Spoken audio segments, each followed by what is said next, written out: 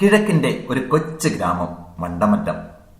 ഹൃദയങ്ങളുടെ ഒരുമയിലാണ് വളർച്ചയുടെ വേരുകൾ താണിറങ്ങുന്നത് എന്ന് പഠിപ്പിക്കുന്ന കർഷകരുടെ ഗ്രാമം. ദാരിദ്ര്യത്തിനു പോലും സംതൃപ്തി എന്നൊരു പര്യായമാകാമെന്നും കണ്ണീരിലും ഒരു ദൈവിക സ്വാന്തനം ഒളിഞ്ഞിരിപ്പുണ്ടെന്നും തിരിച്ചറിഞ്ഞവർ. തയ്യിൽ തറവാടും ഗ്രാമത്തിന്റെ അവിഭാജ്യതയായിരുന്നു. വർഗീസ് ഏലി ദമ്പതികൾ മാതൃകയുടെ ചിന്താസരണിയും. താരാട്ടുതൊട്ടിൽ തറവാടുകളുടെ ദൈവീക ഈണമായിരുന്ന സുന്ദരകാലം. 1937 ജൂലൈ 26 ആ വീട്ടിൽ ഒരു ആൺകുഞ്ഞ് പിറന്നു. ഇവനെ ഞാൻ തെരഞ്ഞെടുത്തിരിക്കുന്നവനാണെന്ന് സ്വർഗം തുറന്ന് മാലാഖ പറഞ്ഞിട്ടുണ്ടാകണം. അവൻ കുഞ്ചാക്കോ. കിഴക്കുണരുന്ന സൂര്യൻ, ഒരു പകലാരംഭം. വർണ്ണകിരണങ്ങൾ മഞ്ഞണിഞ്ഞ മാമലകളെയും പൂവണിഞ്ഞ പുൽമേടുകളെയും പാടിയുണർത്തുന്ന പ്രഭാതം. മലകളും മരങ്ങളും കടന്ന് ബാല്യകിരണങ്ങളുടെ വർണ്ണച്ചീന്തുകൾ സ്വയം ഉൾച്ചേർത്ത് പ്രകാശത്തിന്റെ വികായസിലേക്ക് ഉയരുകയായി. മാതാപിതാക്കളുടെ ചിന്തയിലും ശീലിലും പ്രാർത്ഥനയുടെ ഇടചേർക്കൽ കണ്ടും അനുഭവിച്ചും വളർന്ന ചാക്കോച്ചൻ അറിയാതെ തന്നെ അവൻ ദൈവത്തിന്റെ വിരൽത്തുമ്പിൽ തൂങ്ങുകയായിരുന്നു. ഒപ്പം സനാതന മൂല്യങ്ങൾ നിത്യനൂതനങ്ങളാണെന്ന് മക്കളെ പഠിപ്പിച്ചിരുന്ന മാതാപിതാക്കളുടെ നിഷ്ഠ. ദൈവം അവനെ കൈപിടിച്ചു നടത്തി. ഗ്രാമാന്തരീക്ഷത്തിന്റെ ശാലീനതയിൽ നൈർമല്യത്തിന്റെ അനന്ത സാധ്യതകൾ കുഞ്ചാക്കോ തിരിച്ചറിഞ്ഞു. കുഞ്ചാക്കോ TV ചാക്കോയായി അക്ഷരലോകത്തേക്ക് പിച്ചവെച്ചു. നെടുമറ്റം സർക്കാർ പ്രാഥമിക വിദ്യാലയം കുഞ്ചാക്കോയ്ക്ക് അക്ഷരലോകത്തേക്കുള്ള വാതായനമൊരുക്കി. 5ാം ക്ലാസ് വരെ അവിടെ തുടർന്നു. 6, 7 ക്ലാസുകൾ നെയ്ശ്ശേരി സെന്റ് സെബാസ്റ്റ്യൻ സ്കൂളിലും 8, 9, 10 കരിമണ്ണൂർ സെന്റ് ജോസഫ് സ്കൂളിലുമായിരുന്നു പഠനം. ശാന്തനും സൗമ്യനുമായ കുഞ്ചാക്കോ സഹപാഠികൾക്ക് പ്രോത്സാഹനവും മാതൃകയുമായിരുന്നു. ആധ്യാത്മിക കാര്യത്തിലും നിരന്തരമായ ദിവ്യബലിയിലെ പങ്കാളിത്തത്തിലും കുഞ്ചാക്കോയും കുടുംബവും സദാ തൽപരരായിരുന്നു. പിഴുതെറിയാനും ഇടിച്ചു തകർക്കാനും നട്ടുവളർത്താനുമാണ് വിളിയെങ്കിലും ദൈവം നട്ടതിനെ നട്ടെടുത്ത് പുഷ്പിക്കാനും ഫലമണിയാനുമായി വെള്ളവും വളവുമേകാനാകുമെങ്കിൽ അത്രയുമാകട്ടെ എന്നൊരു ആത്മവിശ്വാസം TV ചാക്കോ എന്ന കുഞ്ചാക്കോയ്ക്ക് സ്വന്തമായി. അഥവാ കുടുംബാന്തരീക്ഷം ദൈവാശ്രയത്വം പരിശീലിപ്പിച്ചുവെന്ന സാരം. വാചാനനല്ലെങ്കിലും വരദാനത്തിന് ദൈവാത്മാവിന്റെ പിൻശക്തിയുണ്ടെന്നൊരു വിശ്വാസം. എല്ലാത്തിനും ഉത്തരം ദൈവമാകുമെന്നൊരു കരുതൽ, അത്രമാത്രം. ചാക്കോച്ചൻ എന്ന കൊച്ചുമിടുക്കൻ കോതമംഗലം മൈനർ സെമിനാരിയിലേക്ക്. തയ്യിൽ കുഞ്ചാക്കോ അഥവാ കിഴക്കുണർന്ന സൂര്യൻ വർണ്ണാഭമായ ഈശ്വര കൃപയുടെ അത്ഭുത ലോകത്തേക്ക് മാറി നടന്നു. ആലുവ മംഗലപ്പുഴ സെമിനാരി, കാർമൽഗിരി ആലുവ തുടങ്ങി കർത്താവിന്റെ മുന്തിരിത്തോപ്പിലേക്ക് നടന്നടുക്കുകയായി. കർത്താവിന്റെ കാൽവരിയിലേക്ക്, കാൽവരിയിലെ ബലിയും ബലിയാളുമാകാനായി, കാൽവരിയുടെ നെറുകയിൽ നിന്നും ലോകത്തിലേക്കൊന്ന് എത്തി നോക്കാൻ, നിരന്തരം ബലിപീഠത്തിലാകാൻ, ദൈവജനത്തിനായി മാറാൻ, വചനവേദിയിൽ പഠനവീതിയിൽ കുഞ്ചാക്കോ എല്ലാവർക്കും പ്രിയങ്കരനായി. 1966 മാർച്ച് 11 കോതമംഗലം കത്തീഡ്രൽ ദേവാലയാൽത്താര ഡീക്കൻ ചാക്കോച്ചന്റെ സ്വർഗീയ കൈവെപ്പിന്റെ ഇടമായി മാറി. രൂപതയുടെ പ്രഥമ മെത്രാൻ മാർ മാത്യു പോത്തനാമൊഴിയിൽ നിന്നും കൈവെപ്പിലൂടെ ശുശ്രൂഷ പൗരോഹിത്യത്തിലേക്ക് ചാക്കോച്ചൻ പ്രവേശിച്ചു. തിരുപ്പട്ടമെന്ന ദൈവത്തിന്റെ അത്ഭുതത്തിൽ തയ്യിൽ തറവാട്ടിലെ ചാക്കോച്ചൻ പങ്കാളിയായി. TV ചാക്കോച്ചൻ ഫാദർ ജെയിംസ് തയ്യിലായി മാറി. പിറ്റേന്ന്, അതായത് 12 വണ്ടമറ്റം സെന്റ് ജോർജ് ദേവാലയത്തിൽ പ്രഥമ ദിവ്യബലി. ഗ്രാമം അക്ഷരാർത്ഥത്തിൽ ഭക്തിസാന്ദ്രമായി മാറി. ഒരിക്കലും അവഗണിക്കാത്ത അത്ഭുതങ്ങളുടെ പട്ടികയിൽ 1966-67 ആരക്കുഴ സെന്റ് മേരീസ് പള്ളിയുടെ അസേന്തിയായി ആദ്യ നിയമനം.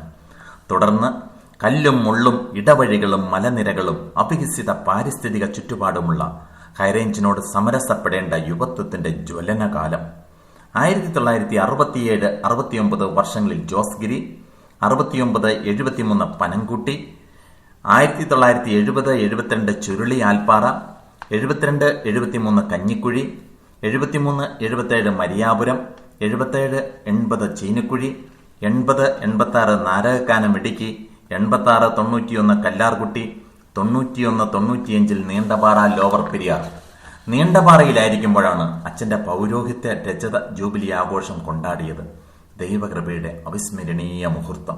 അത്ഭുത വരദാനങ്ങളെ ഒരു ബാലന്റെ നിഷ്കളങ്കതയിൽ പിഞ്ചെന്ന ജെയിംസ് അച്ഛൻ വർഷങ്ങൾ നീണ്ട സഹന സബരിയിലൂടെയും കാരുണ്യ പ്രവൃത്തികളിലൂടെയും വികസന മുന്നേറ്റങ്ങൾ ഒരുക്കി മറക്കാനാകാത്ത വ്യക്തിത്വവും വ്യക്തിബന്ധങ്ങളിൽ സ്ഥിരതയും സ്വന്തമാക്കി. 1995-98 കാലങ്ങളിൽ തലയനാട് ഇടവകയിലെത്തി. 98-2001 വെട്ടിമറ്റം, 2001-2006 ഞാറക്കാട്, 2006-2009 പുറപ്പുഴ, 2009-2012 പള്ളിക്കാമുറി.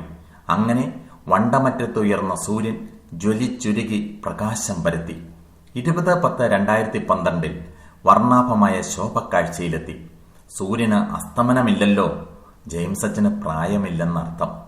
കൂടുതൽ ചുറുചുറുക്കോടെ കർമ്മരംഗത്താകാനുള്ള ഒരു ചുവടുമാറ്റം, അതുമാത്രമായിരുന്നു വിശ്രമജീവിതം.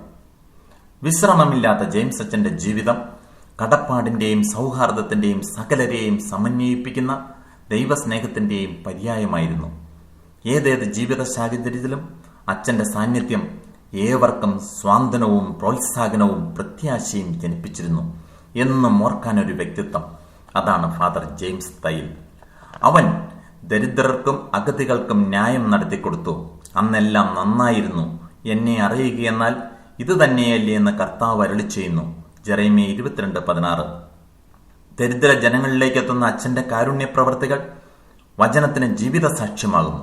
ഫ്രാൻസിസ് മാർപ്പാപ്പ ലോകത്തോട് ആഹ്വാനം ചെയ്യുന്ന കരുണയുടെ കരുണനീട്ടലും അധികാരം വിട്ടെറിഞ്ഞു വരാനുള്ള ആഹ്വാനവും ജെയിംസ് അച്ഛനിൽ അന്വർത്ഥമായിരുന്നു, ഇന്നും അന്വർത്ഥമാണ്. വിശുദ്ധ വിചാരങ്ങളുടെ വീതിയിൽ ഒരു തിരിഞ്ഞുനോട്ടമാണ് ജൂബിലി വേള.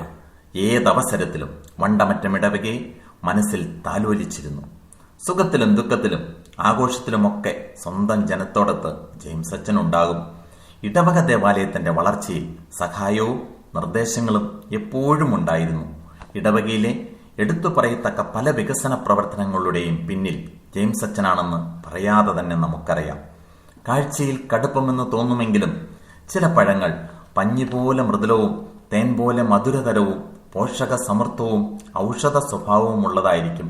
ജെയിംസ് അച്ഛൻ പരുക്കനെന്ന് തോന്നാമെങ്കിലും ഇളം മനസ്സിന്റെ നൈർമല്യമാണെന്നും സൗഖ്യദായകമായ ലേപനമാണ് അച്ഛന്റെ കരസ്പർശമെന്നും അച്ഛന്റെ നർമ്മം കേട്ട് ചുറ്റും നിൽക്കുന്നവർ ഊറിയൂറി ചിരിക്കുമ്പോഴും അച്ഛന്റെ മുഖത്ത് ഗൗരവം തന്നെ. ഓർത്തോർത്ത് കുറിച്ചിടാൻ ഒട്ടനവധി നന്മകൾ, ആധികാരികതയുടെ നിമിഷങ്ങൾ, ജീവിതഗന്ധിയായ പ്രാർത്ഥനാശൈലി. സ്വർഗമയച്ച ദൂതൻ തന്നെയെന്ന് സമ്മതിക്കേണ്ടി വരും. യേശുവിന്റെ തെരഞ്ഞെടുക്കപ്പെട്ട ദാസനായ ജെയിംസ് അച്ഛന് ജൂബിലി ആശംസകൾ ഹൃദയപൂർവ്വം നേരാം. 8 മക്കളിൽ 5ാമനായ ജെയിംസ് അച്ഛനോടൊപ്പം ആദരവും നന്ദിയും അർഹിക്കുന്നവരാണ് അച്ഛന്റെ പരേതരായ 2 സഹോദരന്മാരടക്കം ബാക്കി 7 പേരും. ജ്യേഷ്ഠ സഹോദരങ്ങളായ വർഗീസും ജോസഫും സ്വർഗീയ ഭവനത്തിലിരുന്ന് ഇന്നത്തെ ജൂബിലി ആഘോഷത്തിന് അനുഗ്രഹം വർഷിക്കുന്നു. ജീവിച്ചിരിക്കുന്ന സഹോദരനായ ജോണിനും സഹോദരിമാരായ ത്രേസ്യ, മറിയക്കുട്ടി, ഏലിക്കുട്ടി, റീത്ത എന്നിവർക്കും അച്ഛനോടൊപ്പം പ്രാർത്ഥനയും ആയുരാരോഗ്യ സൗഖ്യവും നേരുന്നു. തുടർ ജീവിത വഴികളിൽ ജെയിംസ് അച്ഛനും കുടുംബത്തിനും വേണ്ടി പ്രാർത്ഥിക്കുന്നു. മുതലക്കൊടം സാൻജോ ഭവനിലെ വിശ്രമ ജീവിതത്തിന് സകലവിധ ശോഭയും നേരുന്നു. ഒരിക്കൽ കൂടി സുവർണ ജൂബിലി ആശംസകൾ നേർന്നുകൊണ്ട് പ്രാർത്ഥനയിൽ ജെയിംസ് അച്ഛന്റെ സ്വന്തം ജനം. നന്ദി തീരുന്നില്ല, പ്രാർത്ഥന സമാപിക്കുന്നില്ല, പ്രോത്സാഹനം അനുധാവനം ചെയ്യുന്നു. കൃപാമാരിയാൽ അച്ഛൻ പൂരിതമാകട്ടെ എന്ന് ആശംസിക്കുന്നു.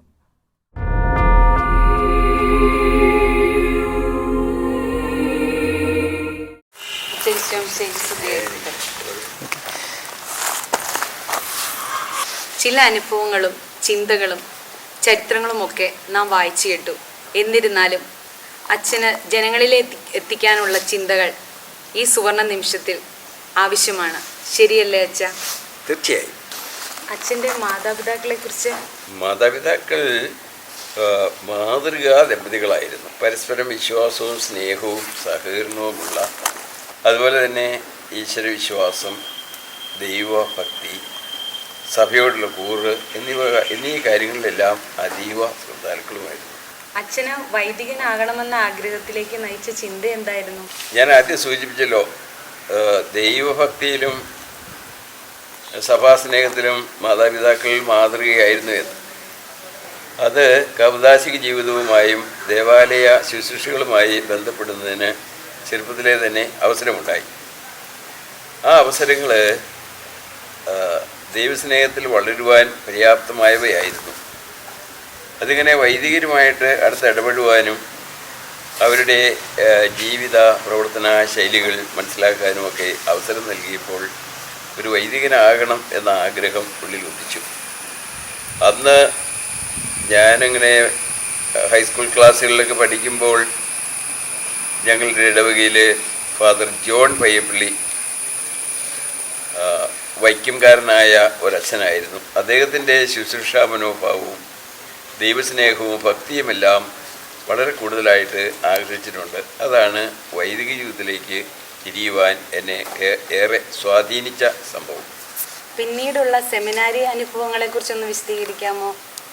സെമിനാരി അനുഭവം 1957 സെമിനാരിയിൽ ചേരുന്നത്. ഞങ്ങളുടെ മൈനർ സെമിനാരി കോതമംഗലമായിരുന്നെങ്കിലും ആദ്യത്തെ ഒരു വർഷം മൂവാറ്റുപുഴ നിർമ്മല കോളേജ് ഹോസ്റ്റലിലായിരുന്നു ക്ലാസ്സുകളും താമസവുമില്ല. രണ്ടാമത്തെ വർഷം കോതമംഗലം മൈനർ സെമിനാരിയിലേക്ക് അതിൻ്റെ പണികൾ പൂർത്തിയായിരുന്നില്ല എങ്കിൽ പോലും ഞങ്ങൾ അവിടെ ആണ് രണ്ടാമത്തെ വർഷം ചെലവഴിച്ചത്. അതിനുശേഷം പിന്നീടുള്ള 3 വർഷം ഫിലോസഫി പഠിക്കുന്നത് ആലുവയിലുള്ള കർമ്മലഗിരി സെമിനാരിയിലാണ്. തുടർന്ന് തിയോളജി കോഴ്സ് മംഗലപ്പുഴ, ആലുവയിൽ തന്നെയുള്ള മംഗലപ്പുഴ സെമിനാരിയിലും. ദൈവത്തിൻ്റെ പ്രിയപ്പെട്ട അഭിഷിക്തൻ എന്ന നിലയിൽ തിരിഞ്ഞു നോക്കുമ്പോൾ അച്ഛന് എന്തു തോന്നുന്നു? വളരെ സംതൃപ്തിജനകമായ 50 വർഷങ്ങളാണ് കഴിഞ്ഞു പോയിട്ടുള്ളത്. ഹൈറേഞ്ചിലെ വളരെയേറെ കാര്യങ്ങൾ ചെയ്യുവാൻ സാധിച്ചു. വളരെയേറെ കാര്യങ്ങളിൽ ഇടപെടുവാനും പ്രവർത്തിക്കുവാനുമൊക്കെ അവസരമുണ്ടായിട്ടുണ്ട്. ജനസേവനം എന്നത് യേശുവിൻ്റെ തന്നെ ജീവിതത്തിൻ്റെ തുടർച്ചയാണ്. അപ്പം ആ തുടർച്ചയിൽ പങ്കെടുക്കാൻ പറ്റുന്നിടത്തോളം ഭാഗഭാഗിത്വം ഏറ്റെടുത്തുകൊണ്ട് ആ ദൗത്യം നിർവഹിക്കാൻ ശ്രമിച്ചിട്ടുണ്ട്. അതിൽ നല്ല ചരിതാർത്ഥ്യമുണ്ട് താൻ. ദൈവവിളികൾ കുറഞ്ഞു വരുന്ന ഈ ആധുനിക നാളുകളിൽ പുതിയ തലമുറയോട് അച്ഛൻ എന്താണ് പറയാനുള്ളത്? ദൈവവിളികൾ കുറഞ്ഞു വരുന്നു എന്ന് നമ്മൾ പറയുന്നത് മുഴുവൻ ശരിയല്ല. ദൈവം പണ്ടുകാലത്തും ഇപ്പോഴും ഒരേ ആൾ തന്നെ. അപ്പോൾ ദൈവത്തിന് ഇഷ്ടമുള്ളവരെ, താല്പര്യമുള്ളവരെ വിളിക്കുന്നു. പക്ഷേ ദൈവത്തിൻ്റെ ഇഷ്ടം നിറവേറ്റാൻ സന്നദ്ധതയുള്ളവരുണ്ടോ ഇല്ലയോ എന്നാണ് ദൈവം പരിശോധിച്ച് നോക്കുന്നത്. ആ സന്നദ്ധത ലഭിക്കുന്നത് മാതാപിതാക്കളുടെ മാതൃകയിൽ നിന്നും അവരുടെ ചിന്താഗതികളിൽ നിന്നുമാണ്. ലൗകികമായ ലക്ഷ്യങ്ങളാണ് അവരുടെ മനസ്സിലെങ്കിൽ അവരാ വഴിക്ക് ചിന്തിക്കുകയും മക്കൾ അതിൻ്റെ പിന്നാലെ പോവുകയും ചെയ്യും. ദൈവികമായ കാര്യങ്ങൾക്ക് ഊന്നൽ കൊടുക്കുകയും ആ മൂല്യങ്ങളെ മുറുകെ പിടിക്കുകയും ചെയ്യുന്നവരാണ് എങ്കിൽ മക്കളും ആ വഴിക്ക് തിരിയും. അപ്പോൾ ദൈവം അവിടുത്തെ സ്വതസിദ്ധമായ ശൈലിയിൽ, രീതിയിൽ അനുഗ്രഹങ്ങൾ കൊണ്ട് ഓരോരുത്തരെ നിറയ്ക്കുകയും അവിടുത്തെ ഇഷ്ടത്തിനനുസരിച്ച് വിളിക്കുകയും ചെയ്യും. അച്ഛൻ്റെ ഭാവി ജീവിതത്തിന് ആയുരാരോഗ്യ സൗഖ്യങ്ങൾ നേർന്നുകൊള്ളുന്നു. ഈ സുവർണ ജൂബിലിയുടെ മംഗളാശംസകളും പ്രാർത്ഥനാ മലരുകളും എല്ലാവരുടെയും പേരിൽ അച്ഛന് ആശംസിച്ചു കൊള്ളുന്നു.